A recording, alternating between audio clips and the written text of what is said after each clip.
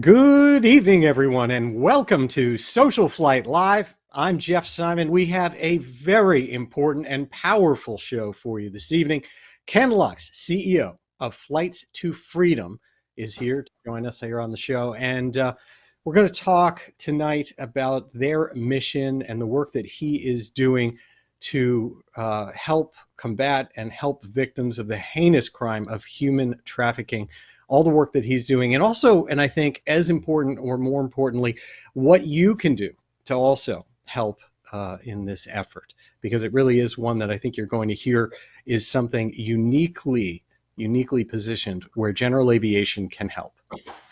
Before we begin tonight's broadcast, I'd like to encourage everyone to go out and check out SocialFlight.com and the free mobile apps for Apple and Android devices. Just search for one word, SocialFlight. We have a ton of things going on. I just today checked, and within the last week, about 250 new aviation events have been added by users like yourselves and people from all over the country and all over the world to SocialFlight. So if you want to know what's happening in your local area or when you're traveling, cool things to do, places to go, destinations, you name it, it is all there. It's all free and supported by the folks right over my shoulder here that make all of this possible. In addition to that, we have courses that you can take in our FAA Learning Center for wings credits, as well as if you're a mechanic, you can take courses there for your IA renewal credits or just AMT Aviation Maintenance Technician awards programs. All of it happens automatically. And again, there is no charge for anything we do here. And we have our Fly to Win Challenge where we give away prizes for your flying, where all you need to do is check in on the mobile app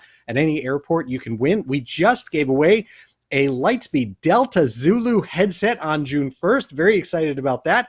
And now we go to a very big prize happening on August 1st. We're giving away an Aspen E5 electronic flight instrument. You can win glass for your panel. If you own an aircraft, just go check that out again on SocialFlight. Tonight's broadcast is brought to us by Avemco Insurance. Big thanks to Marcy Veroni and Megan Thomas over there and the entire team at Avemco. They do so much to promote aviation safety. I really want to thank them for supporting SocialFlight, everything that we do, everything that they do. And for all of you, if you go to them and you mention SocialFlight, they have a 5% discount. All you have to do is mention SocialFlight to them when you're signing up, and there's a discount there. They can give you all the details and the fine print and everything that goes along with that. But thanks to Avemco. I really appreciate that. Now to tonight's show. Since its formation in 2024 under the leadership CEO Ken Lux, the organization Flights to Freedom has already made a significant impact on the fight against human trafficking and really what happens to those victims after they have been rescued by law enforcement. This new nonprofit organization, consisting of volunteer, licensed pilots, operational personnel, and everyone that goes to make it possible, has successfully flown survivors throughout the Western United States and is urgently working to expand their reach across the nation. The Flights to Freedom mission is clear and impactful: to provide safe, expedient, and private air transportation for victims of child sex trafficking, human exploitation, and their support groups. These flights offer hope. They offer empowerment to those who are seeking freedom from human exploitation and servitude. And I can tell you, after spending time with Ken, they are so important. And so I appreciate your time. Please note that due to the sensitive nature of the material of tonight's show, it may not be appropriate for all viewers simply because of what we'll be discussing, the stories that will be told. I think they are very important stories to be told, but understand they are not easy to listen to. And so with that, I would like to thank you for joining us this evening for this. And please welcome to SocialFlight Live, Flights to Freedom CEO Ken Lux. How are you doing, Ken? I'm doing great, and thank you, Jeff, very much. It's great to be with you and your audience this evening. Really appreciate the opportunity. Ken, I was thrilled to meet you earlier this year and get to hear some about this mission, and it really tugged at my heartstrings, and I think what we all want to do in terms of giving back. There are many organizations in general aviation that do things to make our flying not just getting a $100 hamburger, but to give a bit back in the process. And this is one that strikes me as being incredibly urgent and very, very personally impactful in what you're doing, even with a single flight. Tell me your story and how you, I guess your aviation story, what brought you even into aviation, and then what actually brought you to starting Flights to Freedom. Yeah, I started aviation. My father was in the Air Force, so I grew up around airplanes. And we had a number of different airplanes. I remember we had a 140 and a 172 and a 182, and eventually we had a Stearman, and we had some Piper aircraft. So I got to learn and be involved in aviation from a very young age. So I was very fortunate that way. And, I got licensed up in high school and then continued to work on it and different ratings and things at different times. And then kind of fast forward after college, I was working in a high tech in Silicon Valley. And, I always had this love for aviation, and I just had an opportunity to start an organization or a company called Lux Aviation, which is my day job. And we're a charter, we do leasing, and charter aircraft, that kind of thing in Sacramento, California. And I'm also involved in a group, or I've been involved in a group for quite some time called the Sacramento County Sheriff's Air Squadron. And it's another volunteer organization that helps our community and helps the sheriff's department and different law enforcement agencies throughout California with general aviation. And through that, we had a briefing with the FBI, local FBI office, and one of the topics was human trafficking. And as a result of that meeting, I went back, with some of my friends in the air squadron that had aircraft and wanted to help, and we realized how bad this problem was. And we were trying to figure out a way that we could help with the problem. So we went back and we spoke with different law enforcement people and child protective services and FBI, different law enforcement agencies and organizations that help kids. And we decided to start Flights to Freedom. And that's kind of how that started about a year ago. And, we've done several flights, a number of flights to help these kids. And, just love to share a little more of that story with you this evening. Tell me about that first meeting, and what, because this isn't an area that I think people know a lot about. We know the concept, right? Like, you can say the concept, human trafficking, sex trafficking, things like that. These aren't terms people haven't heard of, but really understanding it is a whole different thing, and then understand what we can do to help. So tell me a little bit about what that first meeting with the FBI was. Yeah, that's really important question. It's the heart of what we're doing, because probably like a lot of people, I just thought, oh, human trafficking. I saw the movie Sound of Freedom, which came out a few years back, and it was a really big, impactful for anti-human trafficking and to awareness. And then with our group, when we went to the FBI, I just kind of thought, oh, okay, I've heard about that. Maybe that happens overseas or something. And what the main case study that the FBI presented to our air squadron was an airline pilot. He was a captain for a major United States airline, and he was using his ability to get around the world to traffic young people or provide clients to traffickers. And so the case study that they had, and they had spent hundreds of manpower hours to track this guy down and put him in jail. He's in prison. But what they were telling us, and they showed us the emails and the texts and everything, and what really got us going was they talked about the challenges the FBI has to bring these people to justice, and how widespread it is around the world. But then they started getting really into the weeds, and they talked about specifically emails that were going back and forth with the traffickers in the Philippines and this airline pilot. And he said, well, I have a client. He wants to come over and meet a girl about 12 years old. And the pilot said, no, I think he's going to want somebody closer, a young girl about 8 years old. And, I just couldn't believe that this was true and that this was going on. And, again, you think of airline pilots as people that should have things squared away and, take care of things. They're a very important job. And I just couldn't believe it. So, as a father of two daughters, it really hit home to me.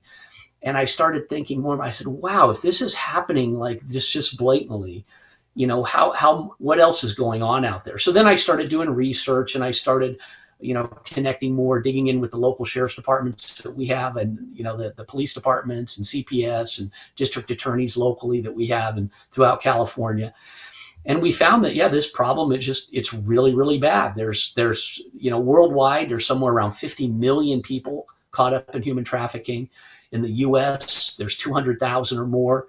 The kids, it's typically young girls or young women, but there's boys, there's young men involved in it.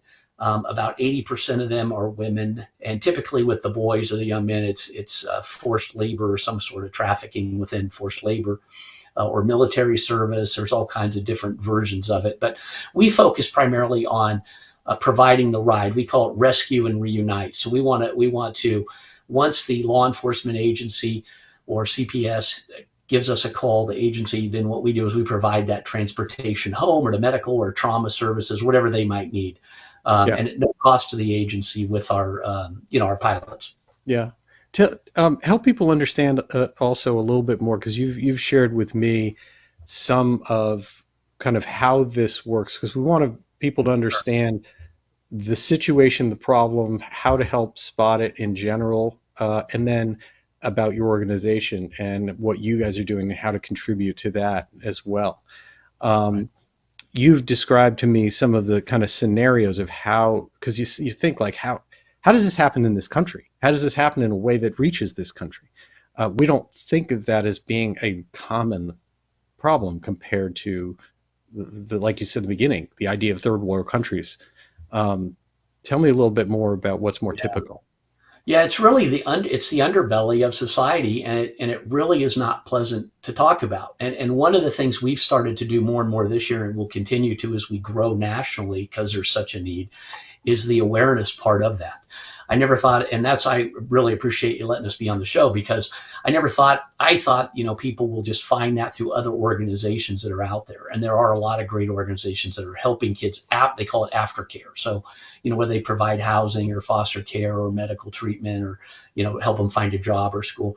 But getting back to what we do, we're really looking at working directly with agencies. So a police department, a sheriff's department, a child protective services, or one of these advocacy groups, they contact us. They're the ones that go down, kick the door down, or somehow come in contact with these survivors, these traffic survivors, and then they bring them out.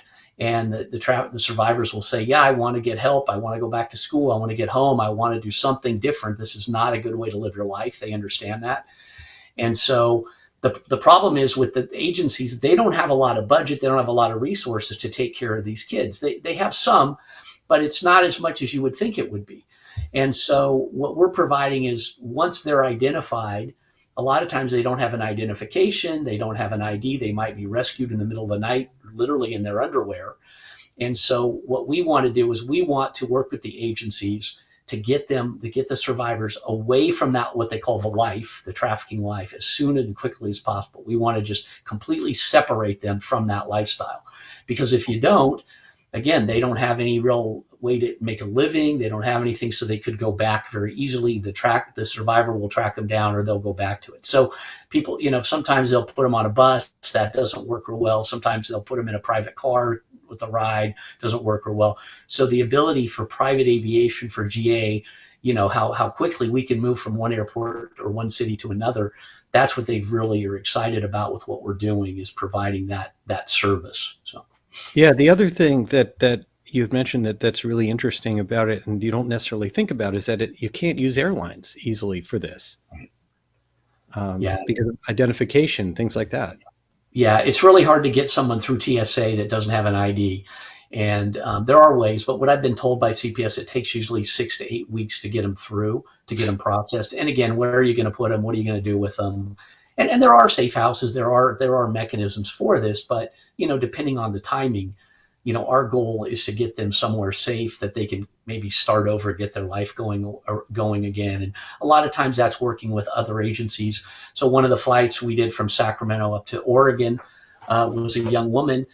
She had been found by the sheriff's department here in Sacramento. She needed medical care. She was in really bad shape. She was also mentally disabled, so she had all kinds of things going on in her life, but it made things very, very difficult for her. and they were able to find her through some medical personnel that identified her as being trafficked. And the great people that work within the Special Investigations Bureau at the Sheriff's Department identified her. They reached out to her family and to her social worker in Oregon that was helping her. And they called us up and they said, "Hey, Ken, we've got a potential survivor. We want you to fly up to Oregon." And I said, "Okay, this was on a Thursday. I'll never forget. It was on a Thursday evening. I said, that sounds good. How does next week, maybe Monday or Tuesday sound? I need to, get some of my pilot friends together here and we'll do it." And they said, "No, you don't understand. I mean, we need to move her like tomorrow, maybe 2 days, but, really 24 to 48 hours is our window of opportunity here to align these things and get them to safety." So that was a big eye opener for us too, is the urgency that it takes to get someone. So we're really on the lookout for pilots because, I've got about 80 pilots right now in the Western states. We're trying to grow that. AOPA did a wonderful article for us. We got some more people out on the East Coast, but again, you'd think that you have 100 pilots, that's a lot of pilots, but again, the timing of it, somebody calls Right. up Monday and says we have to fly on Tuesday morning, people are busy and it is difficult. So we're really trying to reach out and get a larger pilot pool as well. But that's the kind of impact it has. It just made a huge, difference. I'd like to just tell you a little bit about the flight. The way this thing works too is once we get the call and we identify the survivor, we have law enforcement people we work with. We have doctors, we have nurses, we have a doctor on our board of directors. And so she set up a questionnaire. So we work with the representative at the agency, and we want to make sure that they're okay to fly in a small airplane. It's different than on an airline, and the services are available. So we want to check for psychological issues or drug induced issues. If they have any other kinds of trauma that may keep them from flying comfortably on a small GA airplane. And once we go through that vetting process and understand that, then we set up a time. And we always fly with a deputy or a chaperone, a licensed social worker, because we want to keep a sterile cockpit. We really want the pilot to focus on the flight and not focus on any of the survivor things going on in the back. So we have someone licensed or a deputy that helps, that sits back there and works with the survivor to make sure they're comfortable and feel good about what's going on. And a couple other things just real quick too, what we found out was we would always, in the charter airplane business, we'd always put a red carpet out for people when they would get on the plane. And these young people had never had anyone care about them. And what we found was that they really appreciated having someone, wow, I'm going to be a VIP on a private airplane. They have a red carpet. The letters we've received from the agencies and the survivors, the emails, it's unbelievable because no one ever took the time to even care about them or notice them. And just by this thing that I thought, no, this is just something you do for people, when you fly. We want to make them have a good time and feel comfortable, the normal things we would do. And it was amazing. And we started providing these backpacks that have sweatshirts and socks and hats and some hygiene products, because some of these kids don't have anything. So we wanted to give them a bottle of water, a blanket, something, so wherever they're going to end up, at least they have the basics of clothing and some refreshments, some snacks, so that they feel comfortable and those kinds of things in case they don't have any of that going into it. So we provide that as part of the service, through different donors that help us out with those.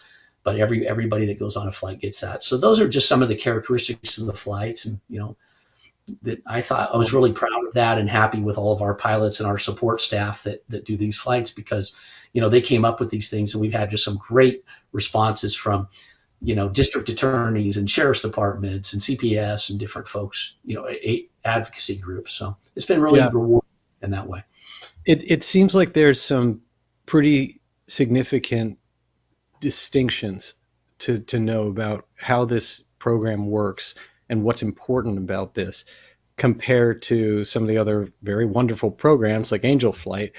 I mean, as you mentioned, this is something that where the timing is urgent and has to happen quickly. But it's also something where, from what you're describing, the role of the pilot is a little bit different.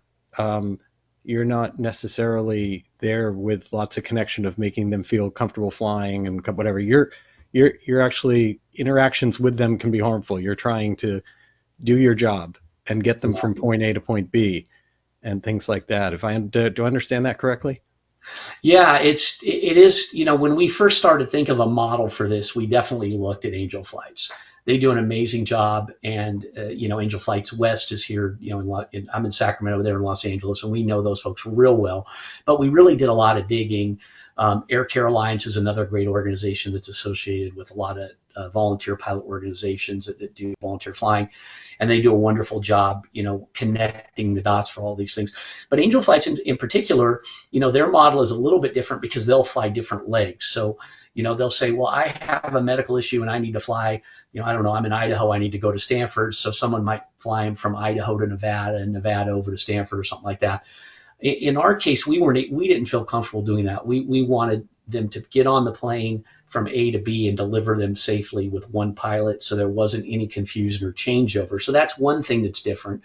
But I was down in Los Angeles. Angel Flights recently had their big annual gala, and they were very nice to us to work with us. And I give a great shout out to them because they've been wonderful to kind of guide us and help us with some things. But it is very much along that. But with going back to the pilots, we're much more confidential. I mean, safety and confidentiality are so important to what we're doing. We never talk. We really don't even know. I mean, we'll get the names of the survivors. We usually get the first name, but we work with the representative, the chaperone from the agency, because we really don't want to know. We don't want to get too personal. We never wanted anyone to feel uncomfortable with, well, why are you asking me the questions? And we really didn't understand what is the trauma. If you can imagine some of these young people being abused up to 20 times per day. Some of them are marked, they're tattooed, their ears are clipped, they're burned in a certain way so that they're the property of the traffickers. It's just, these things are just so inhumane. Like, they treat them like animals, and they put them in very small areas, to live in these, many people to an apartment, and they have a lot of drug problems and drug issues and alcohol. And so there's all these things going into it that we're very cognizant of, and we work with to make sure that they're as comfortable as we possibly can make them. But, we never wanted the pilots to feel uncomfortable, or the survivors, or anyone to feel uncomfortable. So we keep that sterile cockpit policy. And with Angel Flights, I know a lot of them. I've seen some of their flights, and sometimes, the pilot will do several flights for someone to help them. In our case, it's more kind of a one-off where we're going to deliver them to safety and freedom, as we like to say. But the pilot doesn't really get to know them. Nobody, other than the social worker or whoever the agency is, they kind of take responsibility of that chaperone. And I think that's a good policy for everybody, from the safety and confidentiality part for the pilots, for Flights to Freedom. You never know how things in this world work, so we just want to make sure everybody feels comfortable with that. Well, it's very much something where you're doing a good thing. You're not there to get thanked by anyone. You're not there to get to know your passenger. You're doing what you're doing. Right.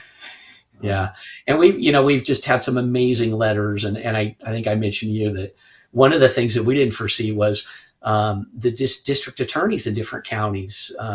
We've flown people from Las Vegas up to Santa Clara County or up to Alameda County to testify against traffickers.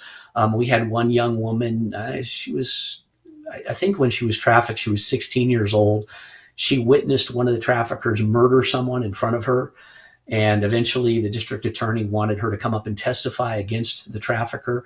So we were able to fly them up, from Southern California up to, I think it was Alameda County for that one.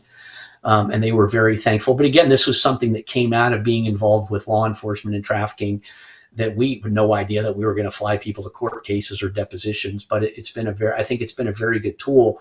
The investigators and the people working with the district attorneys, a lot of times, like we worked on a case with San Jose PD, and they're just assigned to the district attorney's office as investigators, and so they don't have a lot of time and a lot of resources. So offering this type of thing to district attorneys to fly people back and forth, it provides a really good service. And the other problem in this world is, compared to the drug world, and there is a lot of drug people that are involved in trafficking, but the challenges are that the agencies don't have a lot of resources, and the traffickers are very clever. They use technology, they use burner cell phones. It's very hard for law enforcement to actually make an arrest. It's a lot of man hours. It's a lot going into these, and a lot of times they'll go after larger groups in these large sting operations. I want to say earlier this year we had a sting operation here up in Sacramento, and I think they got over 100 traffickers in one night.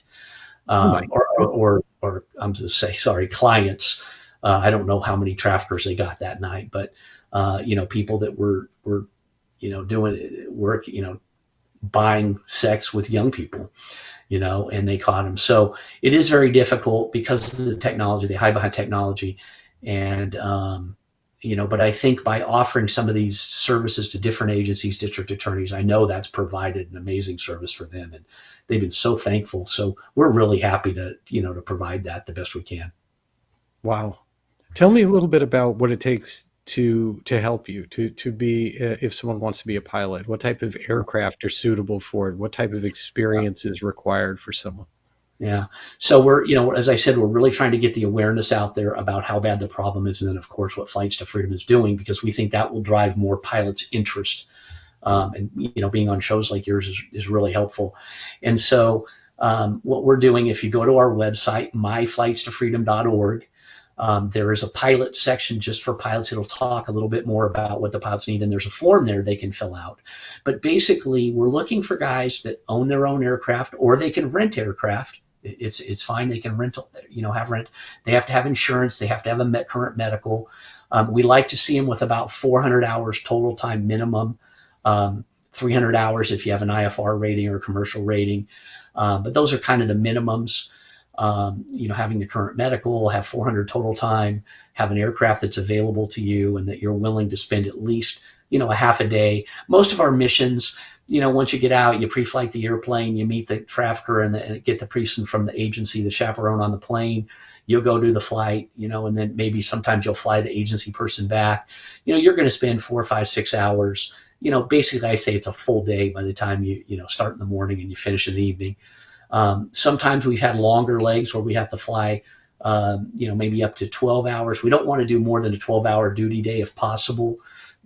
Sometimes there might be an overnight, but again, what we do is we have a pool of pilots. We look at it geographically, kind of look at the different aircraft. We take about a 3-hour geographical flight ring around that area. When we get the call from the agency, we look at, okay, what pilots are in that region that could do it. So it's, we're not going to pull a guy from Sacramento to go do a flight on the East Coast, most likely, although we have had requests to do flights, West Coast to East Coast. It gets a little more tricky. It's a bigger ask in a jet.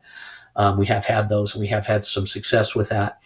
But that's kind of how we're working with the pilots on it. And then we send them an email or we make a phone call. And if they want to do it, whoever steps up, raises their hand, then we give them the flight details and how it's going to play out. And then, they go do the flight from there, and it works out. So far it's worked out really well. Wow. So it sounds from what you're saying, like, I mean, it's pretty open. I mean, someone Yeah. could do it with 172. Someone can do it who's got 500 hours. Like it's Yep. not, you're not just looking for people with turboprops. You've got like Right. all Right. options available. Yeah, I kind of think, to myself, minimum, you're going to have a pilot, you're going to have a chaperone, maybe a small bag, a little bit of luggage, and then you're going to Yeah, 152 is a big ask, but everything yeah, else. right. But maybe 172. I always kind of think, 182 is probably that, kind of the starting plane. But it just depends, on the flight and the flight time. If we had something from Sacramento down to LA, it's maybe a couple hours and a 172. Your probably useful load's probably going to be okay. So again, we kind of, we're going to do some calculations. We have a chief pilot, that looks at it and works with the pilots just to make sure that everybody's comfortable with the flight. We do a briefing, a pre-flight briefing with everybody involved, so that everybody's engaged and involved in that. Mm-hmm. The normal things you do with a safe flight, but Yep. obviously we want to make sure everybody feels comfortable with it. And we don't want to do anything that's going to put anybody at risk in any possible way. Okay. With the flights. But a private rating, don't need Sure. commercial, don't need Nope. things like that. All Part 91. So if you feel comfortable flying passengers, again, we want that sterile cockpit. We don't want people distracted, but it is a good way for guys to build some time up. They can go out. We are an official nonprofit 501c3, so I guess technically, depending on your situation, you can write those expenses off that are involved with the flight. Yeah. That's completely legitimate with people. So yeah, I think we're trying to offer a way to make a difference in people's lives that have had frankly, a really bad time, but then they feel something good about it as well. And obviously, using the term guys, I assume you want everybody from every walk of life who Course. can volunteer. Of course. what kind of protections are in place for volunteers, for your people that are there to help? I mean, uh, this is obviously you're sort of touching in a criminal element. Yeah, You're dealing yeah, with risk and things like that. yeah. What are your answers to that? You're asking all the great questions. When our board members, we first started this, the board members and some of the pilots are saying, well, these trafficker guys are really bad. And there's all these things. And so I said, yeah, I don't know much about that. So one of the things we started to do is we did a lot of research. We had a lot of subject matter experts from other advocacy groups. Every time we have a board meeting, every month we bring in a law enforcement expert, subject matter expert. We bring in a trafficking expert. These are people that are working in this world. One of the Placer County Sheriff's Office up here, they work a lot in hotels, different hotels, and making sure there's no traffic in the hotels. We've had them come out, tell us what to look for, those kinds of things. But getting back to your question, about the safety about this, because it is really important. Again, no one is going to broadcast who's doing these flights for who the people are, so we know that's one safety mechanism that we keep. And the other thing is we've asked every law enforcement, I said, do you feel that we have any real risk here from a trafficker or someone that's going to set? He said, no, Ken, I think you have very, very little risk. And here's why. One is you're working with law enforcement agencies. You're working with licensed people, and these are armed people on the flights, in many cases, if they are a peace officer. So you have that. So they're going to provide security for the flight. But the thing is, the way that what we've been told by numerous law enforcement and other folks is the traffickers, they don't want the trouble. And they really unfortunately, they look at these traffic kids, these survivors.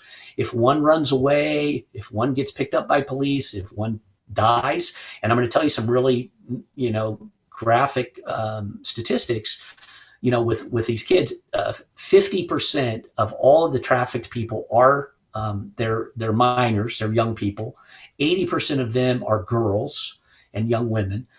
And what happens is if they die, if they get into trafficking, they have about a 7-year shelf life, meaning after 7 years, most likely they will not be alive any longer. That's how abusive this can be to them. So we don't feel, based on that, the traffickers just say, they ran away, they died, they're gone, whatever. We're not going to chase them around, especially not if law enforcement is involved. They just don't want the visibility. So hopefully that makes people feel comfortable. Yeah. Does that mean that you don't use like a call sign or anything like that?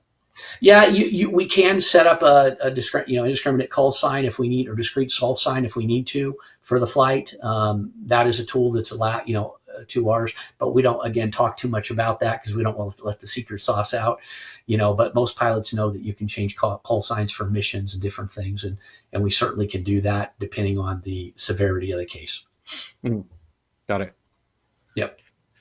Wow. Well, and I'll say too, I'll say one more thing, Jeff, is, when you go to a private FBO, we don't fly out of, SFO, or, I guess we could, but you go to a private FBO, where we're going to launch from, most people know us and we have a relationship with those folks. They know what we're doing, and people are very helpful with that and moving people, on and off the tarmac in a very discreet fashion. So nobody's really going to have access to anybody. That makes sense. Absolutely. Tell me, I guess, a little bit more about some of the stories of things that you've seen. Obviously, with it being very, very sensitive to any private information, but helping people really understand some of the missions you could kind of give us a peek into. Yeah, I'd be happy to. So one that we did recently, which was really fun, or it was great to do, was a woman that needed to be transferred from, or it was actually a young woman. She needed to be transferred. I think she was a minor. I want to say 16, 17 years old, and she needed to be transferred from Las Vegas. Somehow she was identified down there, and they wanted to bring her back up to Santa Clara County, where her family was. At least that's the agency. It was San Jose PD that was working on the case, and the DA there. She lived in a different jurisdiction. And again, just for safety and security, we don't, give out any specific details. But what was great about the flight, we had never done this before, is the investigator. She was from San Jose PD, and she had a canine with her, and they have a trained dog. a police dog, a canine, that's specific to human trafficking survivors. And you never really think about this, but sometimes you fly in a commercial airline and somebody brings their little small dog with them on the flight, and they feel comfortable, they're anxious about flying, they put them in a little, case. So what they did is they said, yeah, a lot of these kids are really, really anxious just about life in general, not just about flying, but just so whenever they go to rescue a kid, they take a Beltane is the name of the canine, and Beltane goes along with the kid and knows kind of just how to act and what to do. And the dog sits next to the survivor and they can pet, the dog the whole time. And they're trained for this. But I just thought, wow, that was just the greatest thing. And then, of course, everybody in Flight First said, oh, we need to get a mascot dog that flies with everybody.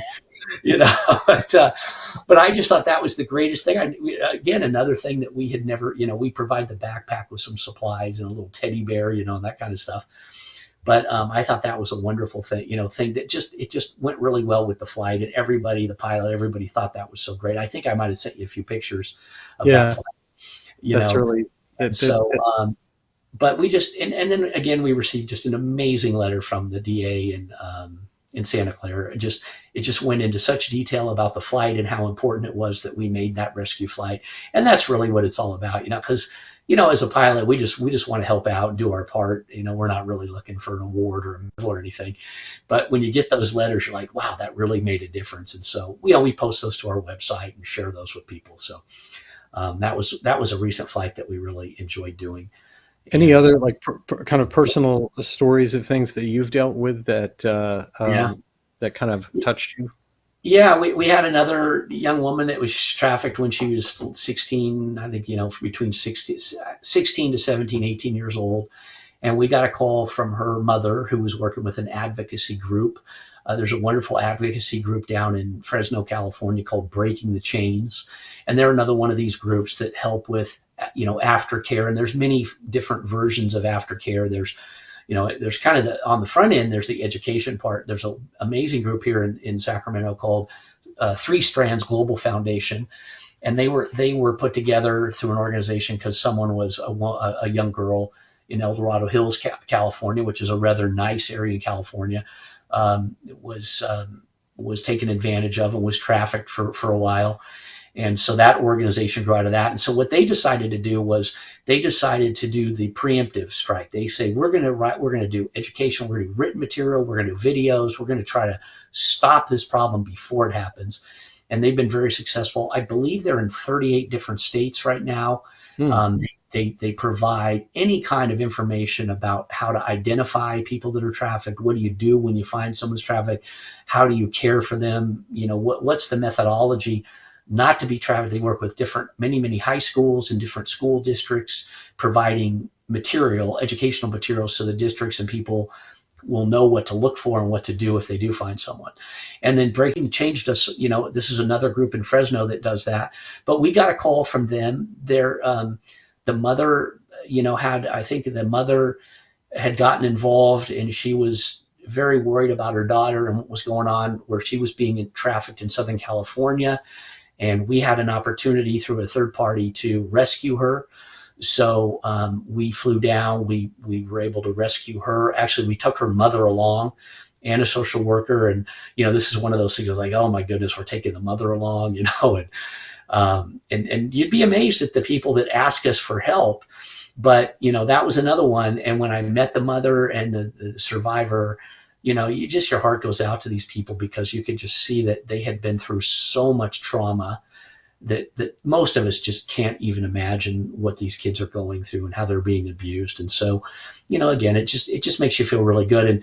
And, people always ask me, well, how many of these flights are you doing and how frequently are you doing it? I said, well, we probably get 3 or 4 calls a month to do a flight. And, probably right now, we're doing about half of them. We don't have the resources. We don't have the pilots available to do every single flight. That's another reason we really want to get out there and get more pilots engaged, get more donors engaged. We want to grow this organization. Right now, everybody from the top down is a volunteer. No one gets paid.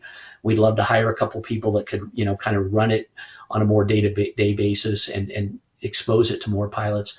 But there is an incredible need for these types of services and awareness for trafficking really, just like we started off with, we are really just scratching the surface as Yeah. a society of how bad this problem is. It's really just been one of those things nobody really wants to talk about. Now there's a national hotline. There's all kinds of resources out there, through Attorney General's office, national hotlines. There's all kinds of agencies and people working on the problem. But I just think in general, it is happening in the big mall that they have, hotels that they have. It's happening in every city, big and small. It's affluent neighborhoods. It's poor neighborhoods. The psychodemographics are everywhere. And I just feel that everybody really needs to step up and think and look at this and see how they can help, Yeah. on a larger scale. Well, one of the biggest challenges, I think, in this in stopping something like this is the kind of thing that can be happening right next to you, and if you're not tuned in to what things could be, you sort of figure, oh, not my problem, or I'm uncomfortable doing something, saying something, talking to maybe bringing it to the attention of someone else. Yeah. Um, it's it's really really interesting and tragic. And as you mentioned, you kind of help in two ways. You help with the organization itself, donating, participating, helping, contributing, all those things.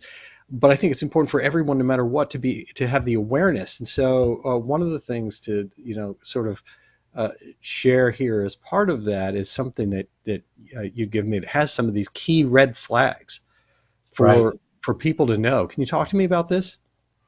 Yeah, so what we learned through these subject matter experts in different groups that we had worked with is that there's certain things you can look out for with young people. And first is there a change? And I have two daughters, and when you're going through adolescence, they have all kinds of changes. So you got to kind of be aware of this. But I'll say two things. The other thing, well, getting back to the red flags, if they come home and they start having different behavioral characteristics, especially talking more frequently about sex or being more risque in the way that they dress, or the people or different people that maybe they're hanging around with. This could be a sign that maybe something's not quite right, or they're being groomed. This is the other big problem. There's a lot of apps out there. We had an amazing thing through the El Dorado County Sheriff's Department. They came out and did a big symposium on all the different things to look for. And some of these apps, people will get on the app, and within 24 hours, all the information is gone. So it's hard for law enforcement people to track the traffickers down. But the traffickers will get on. They'll pretend, oh, I'm in a high school. Maybe they find out where you go to high school, and they go on there. Oh, I'm at this high school, and would you like to go out on a date or do something? And the next thing you know, they're grooming them through some mechanism, through different apps online or that kind of thing. So you want to look for, are they being, I guess we'll just say, more sexually risque, or dressing in a certain way? Are they hanging out with other or older friends that maybe not normally? Do they have drugs? Are they doing drugs and this kinds of things? Looking at those, or do they have money in some cases that maybe they don't normally have? Or are they on apps that can have this kind of information on them, because it's really hard to track it and keep track. And again, this is something that all parents are trying to be more and more aware of. But those are some of the things. But these people will, the traffickers will go and they'll find someone that lives in another state that say, hey, I have a job for you. They'll try to bait them into something. I have a job. Why don't you come out? I have an apartment. You could stay in this apartment. It'll be great. Next thing you know, they pretend to be their dating. And then next thing you know, they want to have I want to have some friends over, and they want you to be nice to them and do certain things. And what the trafficked person doesn't really understand is they're actually getting these other people that are being portrayed as their friends are actually being paid to come, and they're paying for these opportunities with these young people to be abused. And they don't even know about it until it's too late. And then they get on the drugs and they become very reliant on this lifestyle. And then next thing you know, it's, like I said, they've have, one of these statistics we were told by the sheriff's department was just the regular run of the mill trafficker with three people being trafficked can make up to $1 million in cash a year Wow. with those kinds of things. So it's very, very profitable. And law enforcement's doing the best they can. But back to your point about awareness, whichever city you're in, law enforcement can only do so much and they need to be identified. So if there's a place where you think you're seeing these things, and this isn't typical, like people might know, oh, down at this part of the town, there's prostitution and you see it, you know what's going on. Law enforcement understands that. But what we're talking about, if you see people that definitely look underaged, and they're with older people and they're doing things that don't look normal, you definitely want to call your, law enforcement or someone to get help to investigate that, because it's the only way the law enforcement are going to know. And my experience has been, at least in Northern California, anytime we've asked for help, everybody is right there to help us. They want to stop this as much, and they're looking for tips as well on the law enforcement side. My very good friend Brian Schiff, who we do a show together, Cockpit to Hell, just told me a story. He had a save on one of his flights, an airline flight, recently. Oh, yeah. Yeah. And that was a case where there was a young girl who was with two adults on the flight, that she wasn't very responsive. They were answering. She seemed like a little out of it, and Yep. they were the ones doing all the communication of drinks or this or anything else, and speaking for her and covering all this. And the flight crew, the cabin crew, Yeah. noticed that and looked up and realized they were on separate itineraries, all three of Oh, them, yeah. and Yeah. found these red flags, alerted the crew and the flight crew, and the flight crew worked with dispatch, who contacted the FBI and was Great. able to research all this during the flight, so that as soon as they landed, that Yeah. they were intercepted, and that's exactly what it was. So Yeah. this can happen anywhere. Yeah, yeah, and the good news is, I think all the major airlines that I'm aware of, they do training now for the flight crews and cabin crews, for everyone to identify just what you're talking about. Is someone kind of being not really able to communicate? And you'll see more and more. Especially, I've seen this in different restaurants and bars and things. I don't know if the airlines are doing it yet, but they're this 1-800 national hotline for anti-trafficking number. Um, I've seen that now in the women's restrooms. Hmm. I haven't seen it, but my wife will say, "Oh, by the way, the women's room, or sometime in the men's room, you'll see these. Yeah. Say, are you being, trafficked? Call this number. We'll help you. These kinds of things, uh, and trying to get out of it. But hotels are doing the same thing. Hotel staff are now being trained of what to look for. I know in Texas, they have a thing. If you own a bar, you're required to take so many hours of training to look for kids that are being trafficked or people that are being trafficked. So, Well, it's out there. the other thing you mentioned, obviously, the predominance of this is with women, young girls, and sex trafficking, et cetera. But it's not, as you mentioned in the beginning, limited to that. It is also very prevalent in labor, in with boys and young men, and the whole concept of essentially enslavement Right. through this. And I think that's important when someone even hires someone to work on their house. You start seeing someone that something doesn't add up in the way they're being controlled by people around them, or Yeah. not able to engage for themselves or anything like that. You start to someone on every angle needs to be Yeah. able to reach out and spot cases where someone says they're coming either to the country or just within the country to get work, and in the end, it's not that. Yeah. Yeah. And I think that's why California, if it's not the worst, it's one of the worst states for trafficking. I mean, we have these major arteries. We have, freeways that go north and south, east and west, across the state. It's a large state, so there's lots of different types of populations in different areas. And, then it's the proximity to the border, the southern border. And there's a lot of things going on down there, and I know that, the people down there, Border Patrol and everybody's working really hard to stop this, but, people are getting across and being trafficked. And this is kind of that larger problem we were talking about. When you say the word human trafficking, we kind of got into this through young people being sex trafficked, and that was really our focus on it. But of course, we're here to help anybody, really. But when you talk about human trafficking, 50 million people are being trafficked in, globally. You think about that's just an amazing number of people, and you're like, well, how in the world could that be? But then when you start to, dice it down into the weeds here a little bit, what you find is there are many, many countries where they use young people or forced for military service. Mm. So here's a gun, you're going to go to military service, and if you don't, guess what? You're going to disappear. And then there's organ harvesting, where they take your organs and sell your organs, and these people are being trafficked.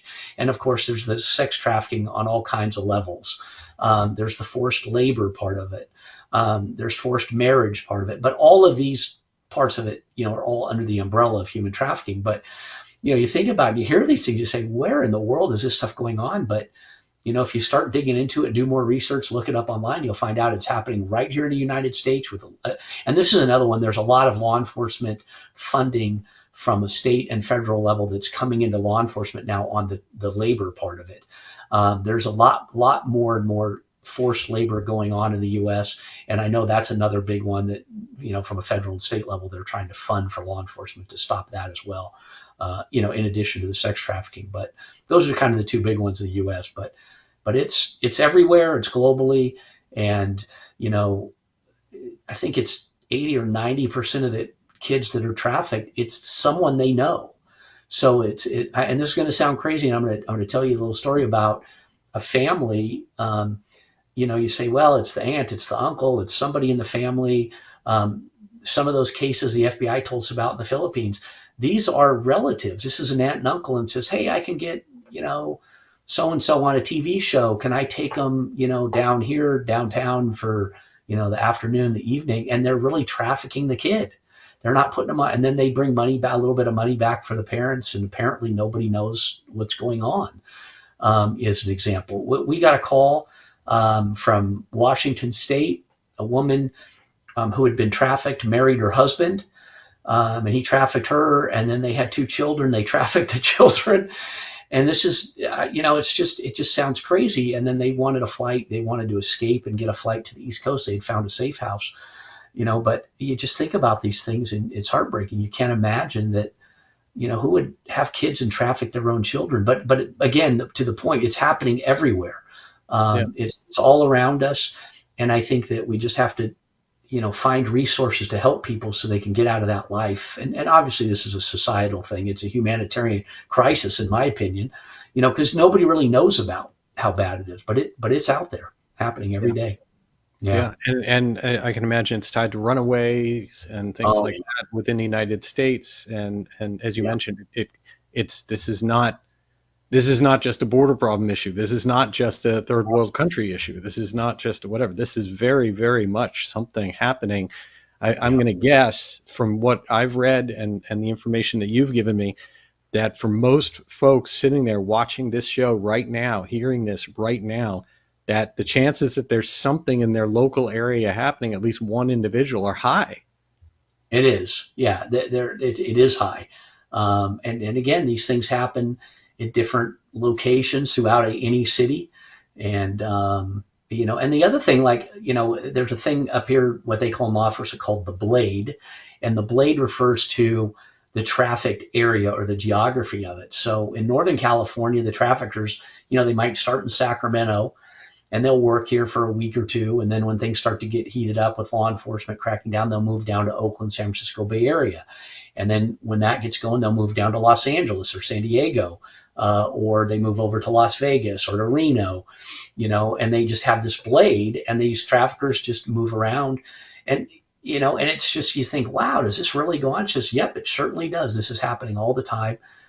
We had some friends at an airport, at an FBO, and they called me up and they said, Ken, I've been seeing this plane come in. It comes in every couple of weeks with a bunch of, young women, and a few kind of shady looking characters. And then they get in rental cars and they all drive away, and they come back, and, the girls are never allowed to come in and talk to any, and it's unusual because at an FBO, you go and use the restroom, said, nope, it's all locked down. They bring the rental cars out and take them. And so we were, trying to share this with some law enforcement so they could investigate. And my understanding is these were people that are being, actually flown into private FBOs being trafficked. And then, we're just trying to let everybody know these things are going on. So again, from the pilot community, if you're out there at your airport and you're seeing strange things, like this going on, please notify law enforcement. They do want to get involved. They do want to help. I mean, this is one of those things that everyone I've known in law enforcement TA, they really want to stop this. This is high on their level, their list of things that they want to stop. Yeah. Wow. Well, that definitely makes a lot of sense, to say the least. So, Yeah. recap for me. Obviously, your mission and the mission of Flights to Freedom is to be able to do that urgent transportation, very, very timely, to get Right. someone to safety with the assistance of law enforcement in that quick 24, maybe 48-hour time window. Um, so, and for anything. So, tell us how to find you. Um, Sure. and how people can get involved either to fly, to support in some other way, directly through their time, or to donate in order to Right. help. Yeah. So our website is probably the first stop, and that's myflightstofreedom.org. My flights to freedom.org. And on there, there's just a generic email, which is info@myflightstofreedom.org, which will get you to us. And that's the easiest way. Like I said, there's the pilot's page, and if you scroll down a little bit on that pilot's page, there's some information on there about how to get involved if you're a pilot, and it gives you some more details. There's a form, an online form to fill out, just so we kind of know who you are, and so you kind of have to jump through a few hoops. Again, we want to make sure we're getting people that are really interested. So there's a little bit of a form there to fill out at myflightstofreedom.org. We have donation page. We have different places throughout the website. We have QR codes that go directly to our PayPal.